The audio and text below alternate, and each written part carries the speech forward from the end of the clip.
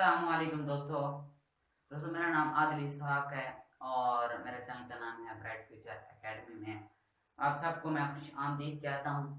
दोस्तों आज हम डिस्कस करने जा रहे हैं लेक्चर नंबर 1 है और न्यू चैप्टर है चैप्टर नंबर 2 जिसका नाम है इंट्रोडक्शन टू बायोलॉजिकल मॉलिक्यूल्स।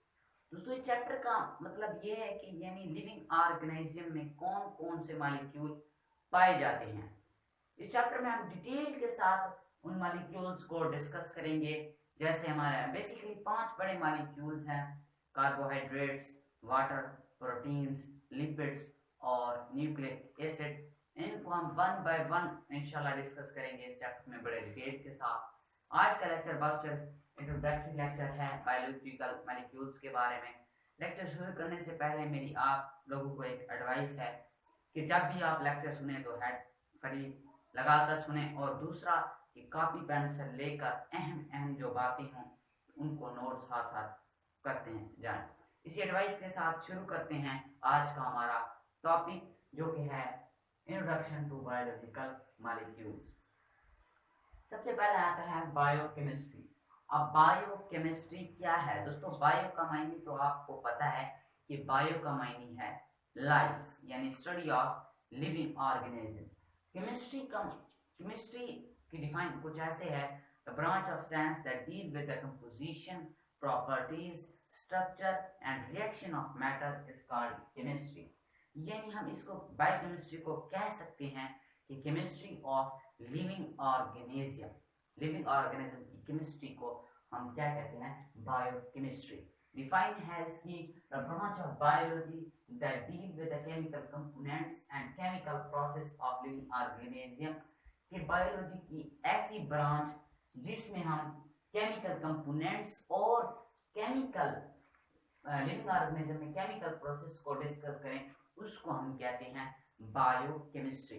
दोस्तों अब यहाँ पर एक सवाल उभरता है कि बायोकेमिस्ट्री क्यों जरूरी है, इसका नॉलेज क्यों जरूरी है।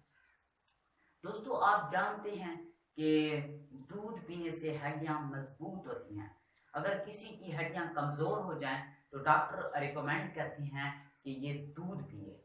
तो हमें उसकी वजह आज समझ में आई कि आखिर ऐसा क्यों है कि दूध पीने से हड्डियां मजबूत होती हैं। वो बात हमें समझ में आई कि बायोकेमिस्ट्री के नॉलेज से, क्योंकि बायोकेमिस्ट्री का नॉलेज हमें बताता है कि जो हड्डियां हैं उसमें कैल्शियम फॉस्फेट होते हैं। जब हड्डियां कमजोर हो जाती हैं यानी कैल्शियम फॉस्फेट की जो मिकदार है, जो अमाउंट है वो कम हो गई है, तो हम क्या डॉक्टर कहते हैं कि दूध पिए। दूध में क्योंकि कैल्शियम की वाफिर अमाउंट होती है, मिकदार होती है, तो इसीलिए वो हमें कहते हैं कि जब हड्डियां कमजोर हो जाएं तो वो दूध पिए। उसकी वजह क्या है ये मैंने आपको बताया कि क्योंकि दूध में कैल्शियम वाफिर मिकदार में है और हड्डियों में कैल्शियम फॉस्फेट की कमी हो गई है, जो उस और दूध उसकी जो कमी है वो पूरा कर देगी। तो इसी वजह से बायोकेमिस्ट्री का नॉलेज बहुत ही अहम है। इंपॉर्टेंस क्या है? Basic knowledge of biochemistry is essential to understand anatomy and physiology. जो बायोकेमिस्ट्री का बुनियादी नॉलेज है वो हमें समझाने के लिए जरूरी है एनाटॉमी और फिजियोलॉजी पढ़ने के। एनाटॉमी का अब क्या मतलब है दोस्तों? एनाटॉमी का मतलब स्ट्रक्चर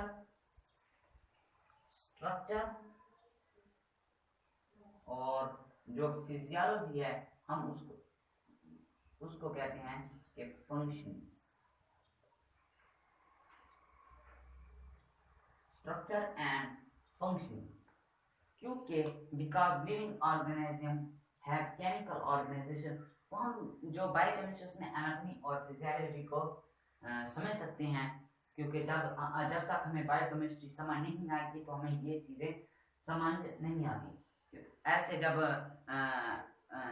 एफएससी के स्टूडेंट्स एमबीबीएस के लिए क्वालिफाई कर जाते हैं, मिसाल है कि जैसे मिसाल नहीं है, सच है कि हकीकत है कि जब स्टूडेंट एफएससी के एमबीबीएस के लिए क्वालिफाई करते हैं तो उनका जो पहला चैप्टर होता है वो बायोकेमिस्ट्री होता है। क्योंकि अगर बायोकेमिस्ट्री समझ नहीं आई तो ये वाले चैप्टर समझ में नहीं आएंगे। इसीलिए बायोकेमिस्ट्री का नॉलेज इन चीजों को समझने के लिए अहम है। क्योंकि all living organism have chemical organization, क्योंकि तमाम ऑर्गेनिज्म जो होती हैं वो केमिकल ऑर्गेनाइजेशन होती हैं। फॉर एग्जांपल फोटोसिंथेसिस हो गया, रेस्पिरेशन हो गया, डाइजेशन और मसल कंट्रैक्शन, इसमें हम केमिकल टर्म्स में इनको बयान कर सकते हैं। तो ये था बायोकेमिस्ट्री। एक बार फिर आपको डिफाइन कर देता हूँ, a branch of biology that deal with the chemical components and chemical process of living organism। कि बायोलॉजी की ऐसी शाख जिसमें हम केमिकल कंपोनेंट्स और लिविंग ऑर्गेनिज्म के केमिकल प्रोसेस को डिस्कस करते हैं, वो किस में डिस्कस करते हैं? बायोकेमिस्ट्री में। अब कंपाउंड्स ऑफ ऑर्गेनिज्म, दोस्तों दो किस्म के कंपाउंड्स होते हैं, ये हमने 9th क्लास में भी पढ़ा था, ऑर्गेनिक कंपाउंड और इनऑर्गेनिक कंपाउंड। दोस्तों ऑर्गेनिक कंपाउंड क्या होता है? जिसमें कार्बन और हाइड्रोजन और उनके डेरिवेटिव्स स्टडी करते हैं, उसको हम कहते हैं ऑर्गेनिक कंपाउंड। और जो इनऑर्गेनिक कंपाउंड है उसमें कार्बन, हाइड्रोजन और उनके डेरिवेटिव्स को छोड़कर बाकी जो तमाम एलिमेंट्स डिस्कस करते हैं उसको हम कहते हैं इनऑर्गेनिक कंपाउंड। ठीक है, ऑर्गेनिक कंपाउंड में क्या डिस्कस करते हैं? कार्बन और हाइड्रोजन और उनके डेरिवेटिव्स। इनऑर्गेनिक कंपाउंड में कार्बन, हाइड्रोजन और उनके डेरिवेटिव्स को छोड़कर बाकी जितने भी एलिमेंट डिस्कस करते हैं वो हम करते हैं इनऑर्गेनिक कंपाउंड में। अब मेटाबॉलिज्म, दोस्तों मेटाबॉलिज्म क्या है? कि all chemical reaction taking place in cell is collectively called metabolism। कि मेटाबॉलिज्म वो है जो सेल में तमाम केमिकल रिएक्शन हो रहे हैं, सेल में जो तमाम केमिकल रिएक्शन हो रहे हैं उनके सम को, उनके मजमूए को कलेक्टिवली, उनका मजमूआ है, तमाम को हम कहते हैं मेटाबॉलिज्म। अब मेटाबॉलिज्म क्यों जरूरी है? अब मेटाबॉलिज्म क्यों जरूरी है? मैंने कहा कि अब मेटाबॉलिज्म की जरूरत क्यों पेश आती है। दोस्तों एक बात आपने जहन में रखनी है कि जो लिविंग ऑर्गेनिज्म है उसको जिंदा रहने के लिए दो चीजों की जरूरत पड़ती है। एक तो वो इन्वायरमेंट से केमिकल ले, और इन्वायरमेंट से केमिकल ले। अब मैं जो यहाँ पर खड़ा हूँ मैं भी इन्वायरमेंट से केमिकल ले रहा हूँ। अब आप समझ गए होंगे कि मैं कौन सा केमिकल ले रहा हूँ? ऑक्सीजन। कि ऑक्सीजन मेरे अंदर दाखिल हो रहा है, और ऑक्सीजन दाखिल हो रहा है, और एक तो वो इन्वायरमेंट से केमिकल ले और दूसरा उसको यूटिलाइज भी करे, उसको इस्तेमाल भी करे। अगर वो इस्तेमाल नहीं होगी तो लिविंग ऑर्गेनिज्म जिंदा नहीं रह सकते। क्या? जैसे मैंने बोला कि मैं खड़ा हूँ तो मैं इन्वायरमेंट से केमिकल कंपोनेंट्स ले रहा हूँ, और वो केमिकल कंपोनेंट्स क्या है? ऑक्सीजन। और ऑक्सीजन मेरे बॉडी में दाखिल हो रही है, अगर और अंदर दाखिल होकर ये उसको इस्तेमाल भी कर रही है, यूटिलाइज भी हो रही है। अगर सिर्फ अंदर दाखिल हो और यूटिलाइज नहीं होती तो वो ऑर्गेनिज्म जिंदा नहीं रह सकता। किसी भी लिविंग ऑर्गेनिज्म के लिए ये दो चीजें बहुत ही अहम और जरूरी हैं कि वो एनवायरनमेंट से केमिकल ले और उनको अपने अंदर क्या करे? यूटिलाइज भी करे। अगर सिर्फ ले रहा है और यूटिलाइज नहीं हो रहा तो वो इंसान, लिविंग ऑर्गेनिज्म जिंदा नहीं रह सकता। और तो एक्सप्लेनेशन क्या है? इनटेक ऑफ बायोकेमिकल्स के बायोकेमिकल्स अंदर ले। सर्वाइवल ऑफ ऑर्गेनिज्म, जो ऑर्गेनिज्म उनकी जो जिंदा रहने के वो डिपेंड अपॉन इट्स एबिलिटी कि वो chemical environment to take chemicals from environment, कि वो एनवायरनमेंट से केमिकल ले, use them to make chemicals of living matter, और उनको इस्तेमाल करके इस्तेमाल भी करे।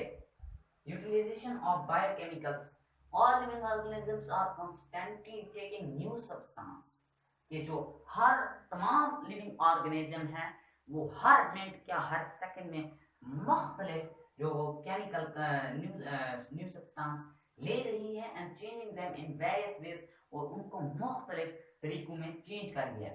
जैसे बिल्डिंग ऑफ सेल मटेरियल की बिल्डिंग, और ऑब्टेनिंग एनर्जी, जैसे मैं एनर्जी दे रहा हूं, अगर मैं एनर्जी नहीं ले सकता तो मैं I can not survive, because survival of living organism depend upon to take chemicals from environment, use them to make chemicals of living matter।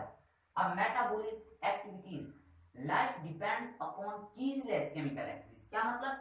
ceaseless का मतलब ना खत्म होने वाले, जो हमारी लाइफ है वो ना खत्म होने वाली केमिकल एक्टिविटीज पर डिपेंड करती हैं। अगर वो केमिकल एक्टिविटीज खत्म हो जाए तो हम जिंदा नहीं रह सकते।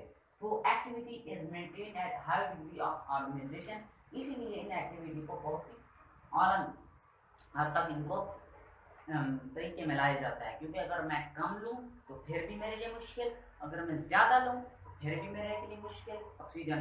तो इसीलिए कहते हैं कि वो ऑर्गेनाइजेशन क्या होती है, मेंटेन होती है। तो अब मेटाबॉलिज्म की 2 टाइप्स हैं। एक बार फिर बता देता हूँ कि मेटाबॉलिज्म क्या है।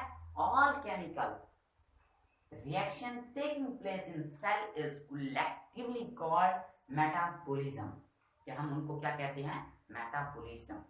तो अब मेटाबॉलिज्म की 2 टाइप्स हैं, एनाबॉलिज्म और कैटाबॉलिज्म।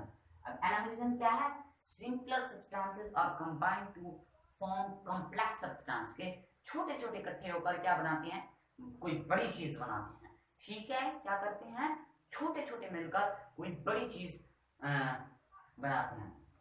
इसमें एनर्जी की जरूरत पड़ती है। और जो कैटाबॉलिज्म है उसमें कॉम्प्लेक्स और ब्रोकन डाउन इनटू सिंपलर, क्योंकि बड़े मॉलिक्यूल्स हैं उनको हम क्या करते हैं, सिंपलर पार्ट में मतलब ब्रोकन करते हैं।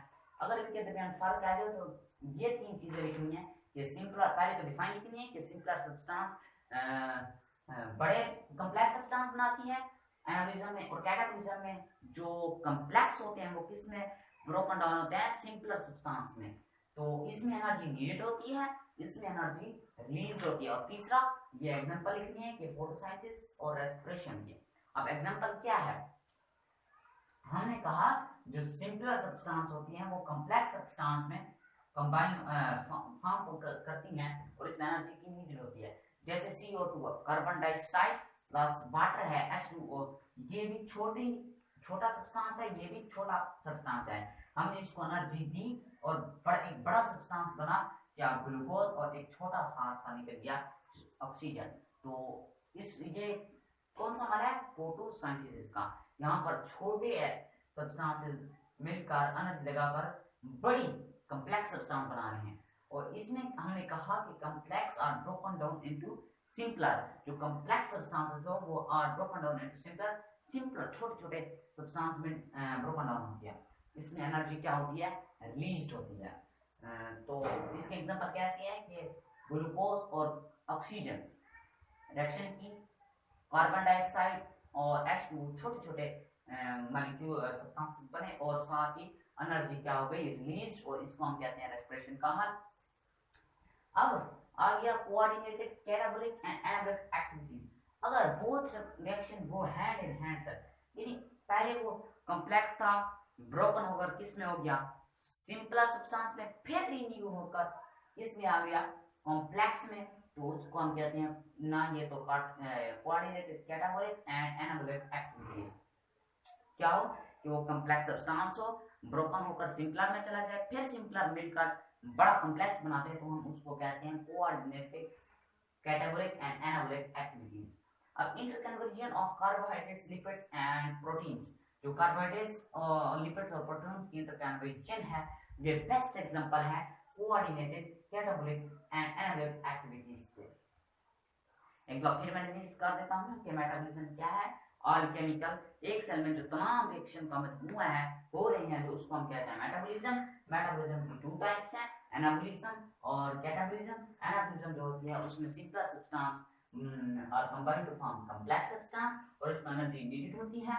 और जो कैटाबॉलिज्म है ये complex are broken down into simpler, और इसमें एनर्जी क्या होती है, रिलीज। अगर ये दोनों इकट्ठे हो जाए तो हम इसको कहते हैं coordinated catabolic and anabolic activities. दोस्तों ये था हमारा लेक्चर नंबर 1। इंशाल्लाह अगले लेक्चर में मिलेंगे, और मेरी आपसे गुजारिश है कि मेरे चैनल को सब्सक्राइब करें ताकि आप मजीद वीडियोस देख सकें। अल्लाह हाफिज।